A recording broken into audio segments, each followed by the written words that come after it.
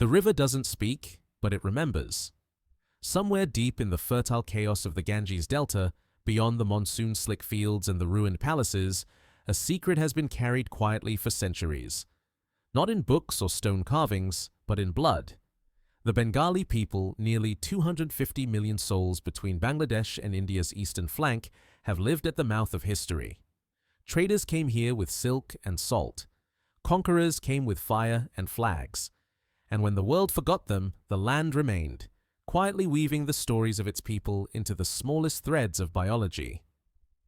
What makes a people unique? Culture, language, borders? No, not really. Uniqueness is buried in the double helix, curled like memory inside DNA. And the genome of the Bengali population holds something most South Asians do not, the unmistakable echo of another world.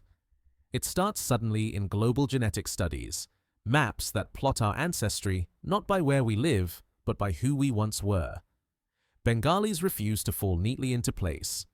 Their DNA clusters with other South Asians, yes, but just slightly off-center. A whisper of the East lingers in their genetic profile, a silent fingerprint from another time, another direction. And it's not a mistake, it's not contamination, it's not theory, it's evidence.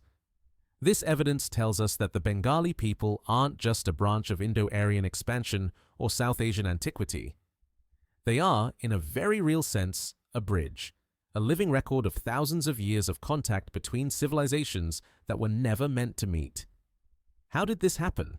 Why here? To answer that, we must leave behind maps and flags and travel instead along ancient trade routes, forgotten migration corridors, and across the floodplains that once connected forests of Burma to the bazaars of Bengal. Because the truth is, DNA doesn't lie. And in the Bengali genome, we find markers, traces of East Asian and Southeast Asian ancestries that simply do not exist in the rest of India. One study reveals that roughly 10% of the average Bengali's genome comes from East or Southeast Asia, a fact both startling and illuminating. The number is small enough to miss in casual observation, yet large enough to matter because that 10% is like a red thread in a tapestry. It changes the whole pattern, and it gets stranger. That East Asian ancestry is not random. It is consistent, statistically significant, and remarkably traceable. Geneticists can date the moment it entered the Bengali genome around the 6th century CE, a time of political collapse, environmental change, and silent migration. When the Gupta Empire was crumbling, when Buddhism and Brahmanism clashed in the courts and temples, new people began to move. Not armies, but families, tribes, whole communities carrying languages and lineages from the misty hills of the northeast. They did not conquer, they merged. And over time, they changed the genetic story of Bengal forever. But this is just the beginning, because hidden within that DNA is a deeper story still, one that doesn't just link Bengalis to distant lands, but to ancient enemies, diseases, famine, climate. Natural selection played its role here with terrifying precision. The Bengali genome is not just a record of who came, it's also a record of who survived. Why does this matter? Because the DNA of a people is more than biology. It is narrative. It's the unwritten epic of how a civilization was formed, not from myth, but from migration, struggle, and extraordinary resilience. And in Bengal, that story is unlike anywhere else. Before the first coins were minted, before the Mahabharata echoed through courts, before any map had names for Bengal, people were moving. Not in haste, not in conquest, but in rhythm with rivers, in search of food, shelter, and survival. And with each footfall on Bengal's fertile soil, a genetic footprint was left behind. The Bengali genome is not a static relic. It is a palimpsest, written over again and again by those who arrived before there were borders. It carries in its folds the dust of deserts and the breath of monsoon jungles. And if we listen, we can hear their footsteps in the data. The earliest layer belongs to the indigenous hunter-gatherers, often labeled by modern science as the ancestral South Indians, the ASI. They were here before Sanskrit, before cities, before rice fields. Their genes form the deep roots beneath everything else, unrecorded in text but preserved in blood. Then came the great push from the northwest. Not a wave, but a tide. The Indo-Aryan migrants, speakers of early Sanskrit, carriers of the R1a haplogroup, brought with them a new linguistic and cultural layer. But their arrival was not a clean slate. It was a blending, an admixture. The ANI, ancestral North Indians, did not erase what was. They added to it. But even that was just the beginning. Because something unusual happened in Bengal that did not happen in the same way elsewhere in the subcontinent. As millennia passed, new populations arrived not just from the west, but from the east. Austroasiatic tribes, likely related to the modern-day Munda and Santal, came from regions now called Cambodia and Vietnam. Their arrival was not marked by kings or wars, but by the slow, persistent flow of migration. They brought a different language structure, different crops, and their own ancestral signals. mtDNA markers like M30 and M4 are still found in Bengali women today. And from the Himalayan edge came another wave, the Tibeto-Burman peoples. Their paths traced the hill corridors through present-day Assam and northern Bengal. Their legacy can be seen in the Bengali Y chromosome data, where haplogroups like O2A quietly sit beside the dominant Indo-Aryan lineages. These are not minor footnotes. They are signatures of interweaving. So what emerged from this convergence? Not a melting pot, not a patchwork, but a unique genomic composition that simply does not exist anywhere else in South Asia. The Bengali genome is estimated to be made up of around 50 to 60% South Asian ancestry, with an admixture of 20 to 30% East or Southeast Asian origins. And in some communities, such as those near the northeastern frontiers, that number can go even higher. Genetic research, including large-scale projects like the 1000 Genomes Project, confirms what anthropologists had long suspected. Bengal is not a monolith. Its people carry the legacy of Austroasiatic cultivators, Indo-European herders, and East Asian highlanders, all braided into a singular identity. And yet, there's a paradox. Because despite this incredible complexity, the Bengali genetic profile appears remarkably cohesive. There is a tight clustering in PCA analyses, tighter even than in many other Indian ethnicities. How is that possible? Part of the answer lies not in who came, but in how they mixed. Bengal, unlike many other regions, fostered intermarriage, trade-based mobility, and, crucially, fewer caste-based genetic barriers until relatively recent centuries. This created not chaos, but cohesion, a shared genome from diverse origins. And so the Bengali DNA tells a story that breaks the neat categories drawn by textbook history. It is not defined by myths or modern political borders. It is not confined to one language, one race, one civilization. It is a story of motion, of migration, layered over migration, each wave adding nuance, depth, and sometimes contradiction to the identity of a people. It is in this layered inheritance that we find the secret to Bengal's uniqueness, a land shaped not by who ruled it, but by who walked through it. Some secrets don't hide in the shadows. They hide in plain sight, coded in the chromosomes of an entire people. For centuries, the Bengali face has been portrayed through the lens of language, culture, and religion. But science, with its unblinking eye, has revealed something that no myth, no map, no manuscript ever captured. Buried deep within the Bengali genome is a thread pulled not from the Indian subcontinent, but from lands far beyond. This thread, invisible to the naked eye, glows under genomic analysis like an echo from another continent. It speaks the language of East and Southeast Asia, and it is not a whisper, it is a signal.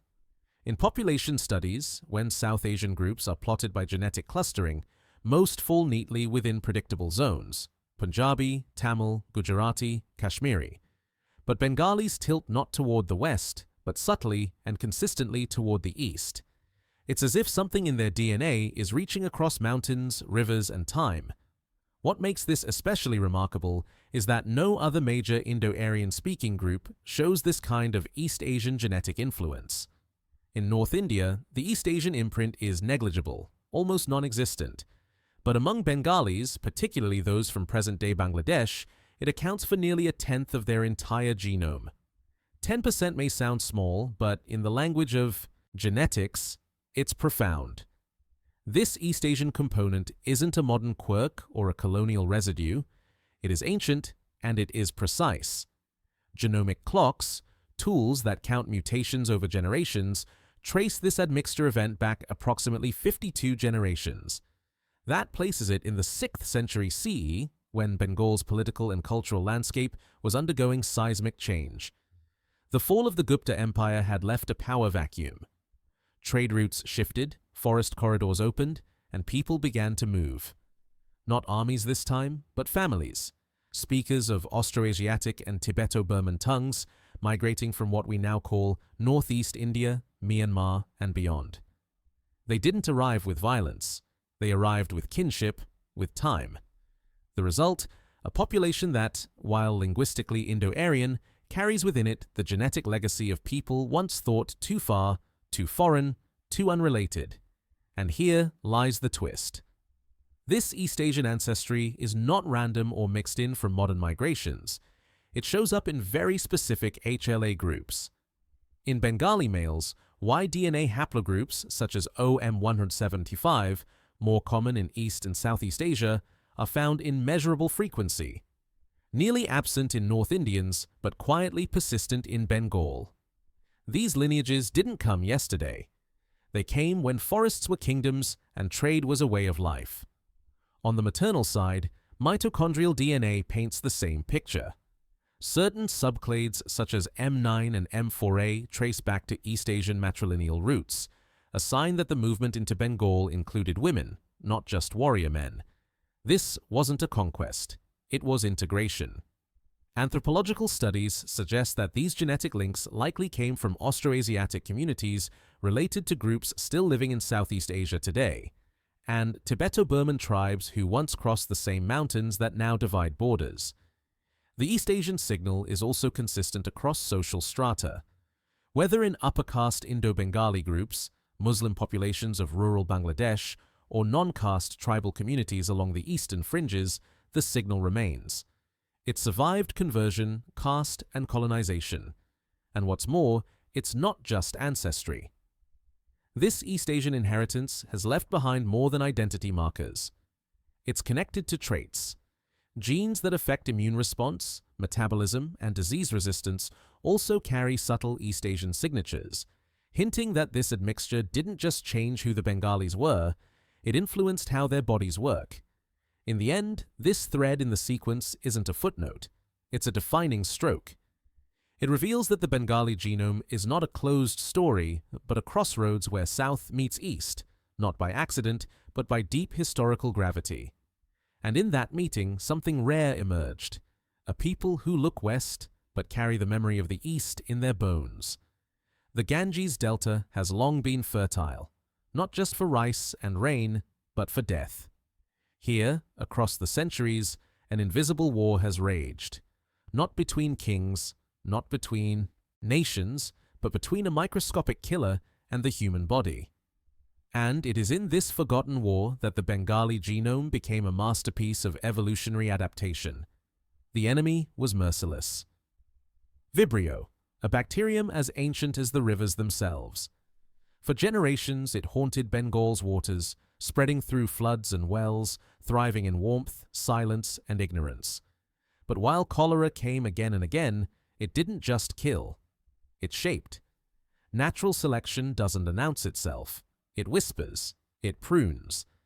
And in Bengal, it left its mark not through scars on the skin, but through changes in blood. Globally, blood type O is one of the most common, a near universal constant in human populations. But in Bengal, it's vanishingly rare. Among the 8 billion people alive today, nowhere is blood group O less frequent than in this region. Why? Because those with O-type blood suffer the most in cholera epidemics. Study after study confirms it. Type O individuals are at significantly higher risk of severe dehydration and death from cholera infection. And over time, in the floodplains of Bengal, this vulnerability became fatal. The human body fought back, not consciously, but genetically.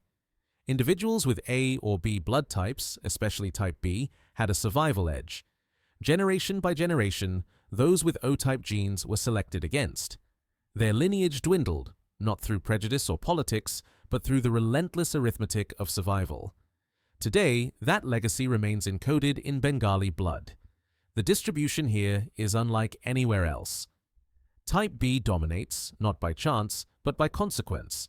But the battle didn't end there. Scientists studying rural Bengali communities have uncovered more than just blood type shifts. They found entire segments of the genome that appear to have been sculpted by cholera exposure. Over 300 regions in the Bengali genome bear the fingerprints of recent positive selection, most of them tied to immune response and intestinal resilience. Among these, several genes stand out, those regulating fluid secretion in the gut, potassium ion transport, and inflammatory signaling pathways like NF-κB. Together, they form a kind of molecular shield, one fine-tuned over centuries of exposure to a single devastating bacterium. This isn't just theory. These gene variants have measurable effects. Individuals carrying certain alleles show increased resistance to severe cholera symptoms, shorter illness, less fluid loss, greater survival. In effect, the Bengali genome has become a quiet archive of a microbial siege that lasted more than 1,000 years. And while cities rose and fell, while languages shifted and empires passed, this battle went unnoticed by chroniclers. But evolution remembered. There's a haunting irony here. The same rivers that nourished Bengal also harbored the bacteria that tested its people generation after generation. And in that crucible of disease, the Bengali body became something singular, something hardened not by sword, but by sickness. This chapter of the genome tells us that identity isn't always about where we come from. Sometimes it's about what we've had to survive. Cholera didn't just kill in Bengal, it carved. Not all battles are loud. Some are whispered inside the body, fought in the quiet mutation of a single gene. In Bengal, long before antibiotics or vaccines, another parasite haunted the air. Plasmodium falciparum, the deadliest strain of malaria.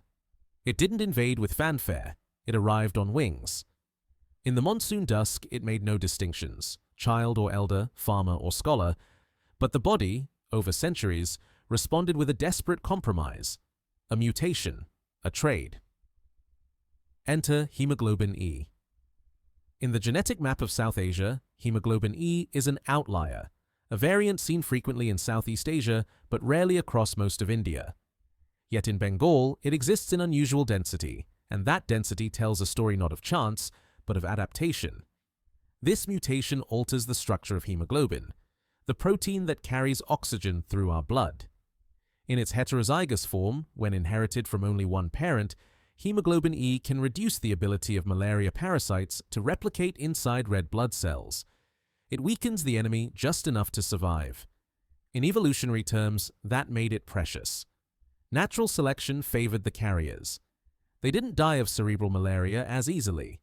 They lived, they reproduced, and the gene spread silently across generations, especially in the lowland regions of eastern Bengal, where mosquito-borne infections were a seasonal reality for thousands of years. But evolution is rarely kind. Because when that same mutation is inherited from both parents, the result is not protection, but pathology. The child born with 2 copies of the hemoglobin E gene often faces a life of pain, anemia, and, in many cases, a condition called EV thalassemia. It's a cruel twist. The very mutation that helped ancestors survive now threatens the next generation. This is the gamble nature made in Bengal. It's a pattern mirrored elsewhere in the malaria belt, in West Africa with sickle cell trait, in the Mediterranean with V thalassemia. But hemoglobin E belongs distinctly to the East, and its presence in Bengal draws a genetic line connecting it to Myanmar, Thailand, and Cambodia, a corridor of shared survival strategy written not in alliances or treaties, but in hemoglobin. Today, roughly 3 to 7% of Bangladeshis carry hemoglobin E. In some ethnic clusters, particularly near the eastern borderlands, that number can exceed 30%. These aren't small figures. They represent a fundamental shift in how the Bengali genome adapted to its environment. But this adaptation came at a cost. Modern Bangladesh faces one of the highest rates of inherited blood disorders in the region. Hospitals treat thousands of children with transfusion-dependent thalassemia, a legacy not of weakness, but of an old evolutionary deal now catching up to the present. What began as a life-saving mutation is now a double-edged sword. And yet, within that paradox lies one of the most human truths. Survival isn't always clean. Sometimes it means accepting imperfection in order to continue. Sometimes the price of resilience is written in suffering. The hemoglobin story isn't just a medical detail, it's a testament to what the Bengali body has endured, to how the land, the parasite, and the gene danced together for centuries, each one shaping the other, locked in a silent, invisible war no textbook ever mentions. Long before temples were carved or kingdoms etched onto copper plates, a quieter civilization existed. One without manuscripts, without monuments, but not without legacy. Its legacy is genetic. In the story of Bengali identity, much has been written about empires, migrations, and languages. But beneath that visible narrative lies an older one, carried by the indigenous and tribal communities whose footprints still echo beneath Bengal's modern cities. They are the uncredited architects of the Bengali genome. The ancient Austroasiatic tribes, including the Santal and Munda, were among the earliest inhabitants of eastern South Asia. They spoke languages unrelated to Sanskrit, worshipped spirits older than gods, and lived in tune with forest cycles. But their real inheritance wasn't their myths, it was their DNA. Modern genomic studies reveal that these early groups contributed significantly to the foundation of Bengali ancestry. Certain mitochondrial haplogroups, such as M30 and M4, still persist in Bengali maternal lines, suggesting that women from these tribal communities became part of the general population long before recorded history began. These weren't isolated pockets, they were interwoven threads. And then came another set of silent contributors, the Tibeto-Burman speaking peoples from the northern and northeastern frontiers. Communities like the Rajbanshi, living along the foothills and floodplains, brought with them unique Y chromosome signatures such as haplogroup O2A, a marker typically associated with populations from Southeast Asia and the Himalayan arc. This dual inheritance, Austroasiatic from the south and Tibeto-Burman from the northeast, created an underlying layer in the Bengali genetic structure that still separates it from much of northern and western India. But these contributions go beyond DNA. They appear in the Bengali gut microbiome. Yes, even the bacteria in the digestive system tell this story. When compared with indigenous groups from the Chittagong Hill tracts, Bengalis show a distinct microbial composition, not entirely like their tribal neighbors, but not identical to Indo-Aryan populations either.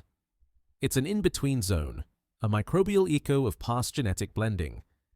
What this means is that even the bacteria living inside modern Bengalis carry the memory of ancient tribal ancestries, a biological palimpsest layered over time, showing how closely evolution intertwines with history. And yet, socially, these communities were often marginalized, forgotten, or rewritten as footnotes. Their presence in schoolbooks may be limited, but their presence in bloodlines is irrefutable. In modern demographic studies, even as genetic homogeneity among Bengalis is noted, researchers point to these very indigenous markers as defining features of what makes the group genetically distinct from other South Asians. Not dominant, but essential. Not loud, but foundational. So when we ask what makes Bengali DNA unique, the answer isn't only in outside admixture, not just in invasions or migrations from distant lands. It's also in those who were always here, who never crossed borders because they lived before borders. They are not gone, they are embedded. Every breath drawn on Bengal's soil carries a trace of them. Every genome sequence today reveals the shadows of their genes, still alive, still humming in the bloodstream of a people who walk modern streets but carry ancient forests in their cells. In the vast, complex social lattice of South Asia, caste has long acted like a boundary, invisible yet deeply consequential. For centuries, it shaped marriages, occupations, movement, and even faith. And often, it left a clear imprint in the DNA. But Bengal tells a different story. Unlike many regions of India, where caste lines fossilized over generations, Bengal appears to have resisted that rigidity. Not entirely, but enough to leave a genetic anomaly, one that defies the expected. Population-wide studies reveal something rare, an unexpected genetic uniformity among Bengalis. Regardless of caste or class, whether one samples a Brahmin from West Bengal, a Muslim farmer from Sylhet, or a Kayasta from Dhaka, the underlying genetic structure remains surprisingly cohesive. It's not that caste didn't exist. It did, in law, in practice, in tradition, but its biological legacy is far less entrenched than elsewhere on the subcontinent. In Uttar Pradesh, for example, upper and lower caste groups can show clear genetic separation even today. In Bengal, that separation begins to blur. What explains this? History, once again, is the key. Bengal's caste system, while present, emerged later and less rigidly than in the Indo-Gangetic core.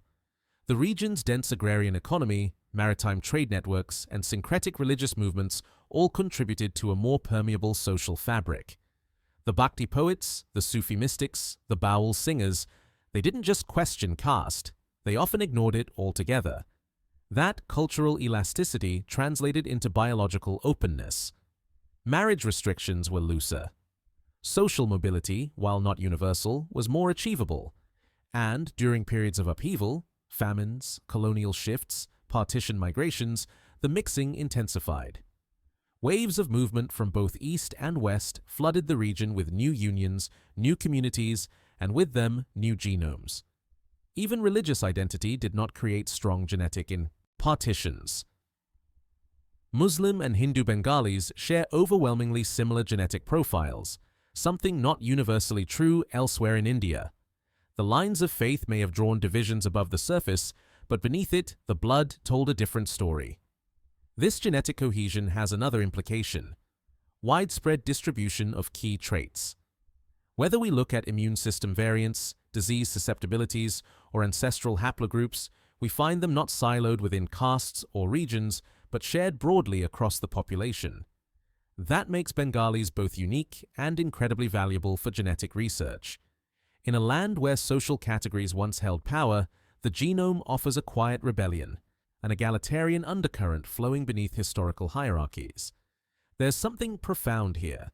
In a world still battling with inherited divisions, Bengal offers a genetic glimpse of what happens when those divisions soften, not entirely disappear, but evolve.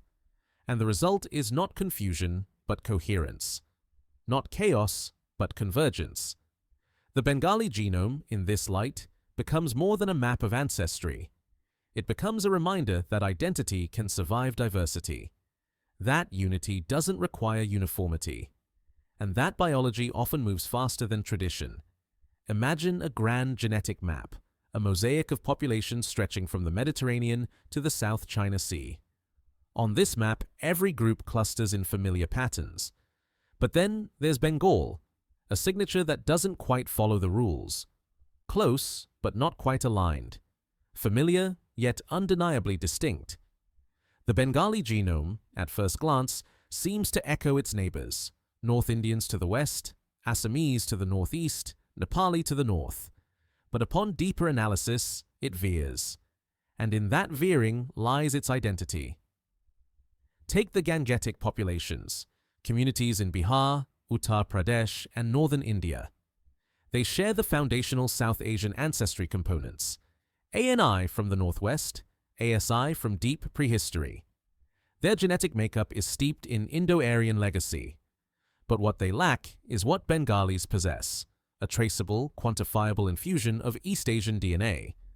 In side-by-side genetic comparisons, this distinction becomes stark. Bengalis consistently carry around 5 to 15% East or Southeast Asian ancestry, absent in their Western neighbors. It's not just ancestry, it's alleles, it's haplogroups, it's adaptation. To the northeast, in Assam and neighboring hill states, the shift intensifies. The Assamese, particularly non-tribal Indo-Aryan groups, show a profile overlapping with Bengalis, but just slightly more eastern. The difference is gradient, not wall. As one moves eastward, the East Asian component increases. Bengali DNA sits precisely on this transitional slope, embodying both convergence and divergence. Then come the Nepali populations, a split duality. High caste Indo-Aryan groups closely resemble North Indians, but the Tibeto-Burman peoples of the hills, Sherpa, Tamang, Magar, show dominant East Asian markers. Bengalis once again fall in between. They carry the Eastern influence without fully becoming it, a balanced admixture, not mountain-adapted, but delta-shaped. Further east, the Burmese people stand almost entirely on the other end of the spectrum. Their DNA clusters tightly with Southeast Asians, genetically closer to Han Chinese than to any South Asian group. The Bengali and Burmese gene pools may touch at the borders, but their cores are separated by thousands of years of migration and evolution. And yet, when scientists trace the specific East Asian segments in Bengali genomes, they find something curious. Those segments resemble not modern Burmese, but Tibeto-Burman groups farther north, perhaps suggesting that the original gene flow into Bengal came from upland migration corridors, not coastal ones. In the end, this comparative analysis doesn't isolate Bengalis. It contextualizes them. It shows that their uniqueness is not a genetic island. It's a crossroads, a meeting point, a gradient zone where the deep subcontinental past meets the eastern frontier. Genes don't evolve in a vacuum. They respond. They adapt. And in Bengal, the environment has been more than just a backdrop. It's been a relentless force shaping the genome across millennia. One of the most urgent examples lies beneath the surface, in the water. Bangladesh suffers from one of the world's worst groundwater arsenic contaminations. Millions rely on tube wells, many of which pull water tainted with arsenic from the earth. Chronic exposure causes cancer, organ damage, and generational health effects. But researchers studying affected communities noticed something strange. Not everyone reacts the same. Some people, despite high exposure, show better arsenic tolerance, and the answer, it turns out, may be genetic. Genome-wide studies have identified variants in genes like AS3MT and FTCD that influence arsenic metabolism. These variants don't eliminate the risk, but they improve detoxification efficiency, hinting at a possible ongoing evolutionary response to a uniquely local crisis. Bengal's DNA, it seems, is adjusting, silently, slowly, to poison. And that's not the only environmental adaptation. Lactose intolerance remains high among Bengalis, a marker of their ancient reliance on plant-based diets and fish rather than pastoral dairy cultures. It's not a deficiency, it's an ancestral imprint. The Bengali body was never built for cow's milk. It was built for rice paddies, lentils, and river catch. Then there's the issue of disease risk. Like other South Asians, Bengalis show higher genetic predispositions to conditions like type 2 diabetes, coronary artery disease, and metabolic syndrome. But their risk profiles differ subtly, possibly due to admixture patterns and historical dietary adaptations.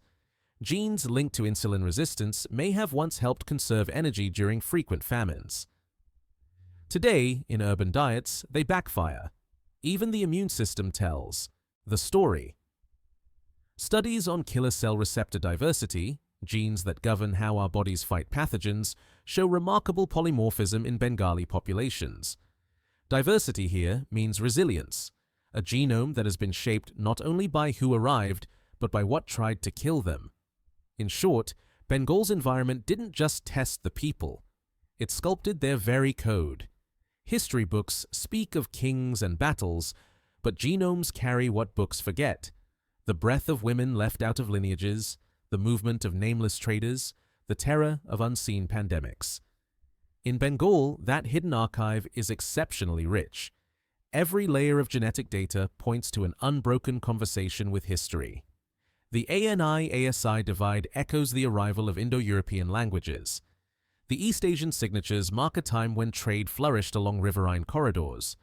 Turk and Persian influences whisper through rare Y chromosome lineages, leftovers from medieval courts and caravans. Even the presence of ancient maternal haplogroups speaks of migration not by armies, but by matriarchs, women who moved through marriage, famine, or pilgrimage, carrying mitochondrial lineages that still exist unchanged in modern Bengalis.